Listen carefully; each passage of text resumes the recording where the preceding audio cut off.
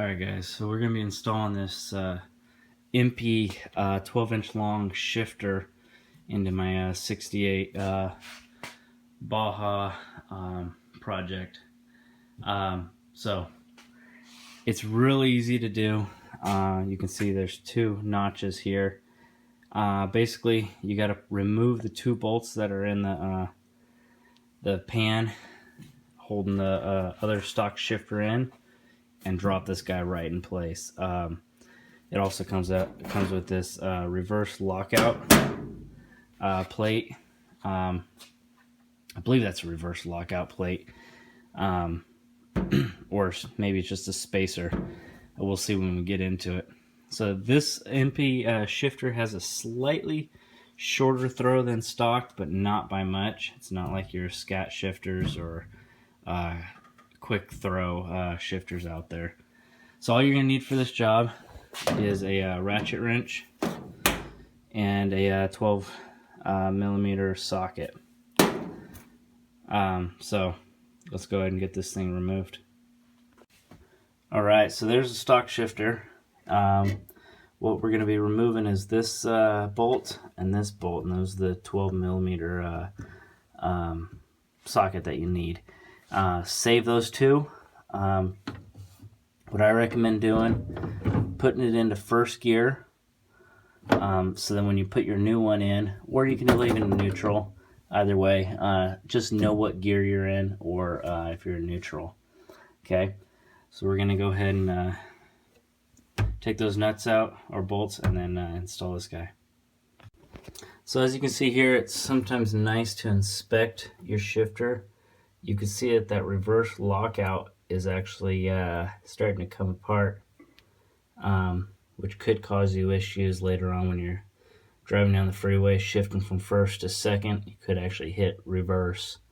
So anyways, yeah, you're not going to need this piece on the new one, because the reverse lockout is actually part of the shifter, so you got to lift up and do something else. Instead of pushing down on the shifter, you got to just lift this up to put it in reverse. So now we can look in there. You can take a look at the plastic spline in there. It's not actually a spline, it's like a washer that helps keep everything tight. Okay, so it seems like I got pretty lucky on the install of this. Being that this is a project car, I'm not going to actually be able to test the shifting capabilities of this, but I can see that it's actually shifting into each gear.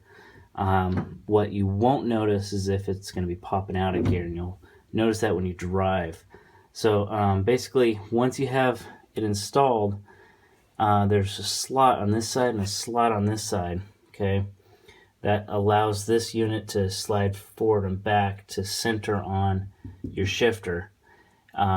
So I won't actually know until I, like I said, take it for a test drive, but that's not going to happen for a while.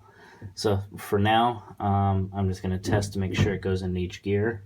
And it feels like it is, but I could be mistaken as far as if it's making every single gear. So the only real way to do it is test drive it. But again, this is your reverse. Same thing. Instead of pushing down and pulling back to your knee, you just pull up on this lever and just pull back towards your knee. Okay, and then same thing, shift it into first, second.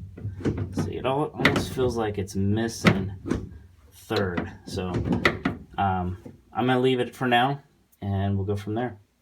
Alright, so I'm going to go ahead and leave this, I think it's a phenolic knob.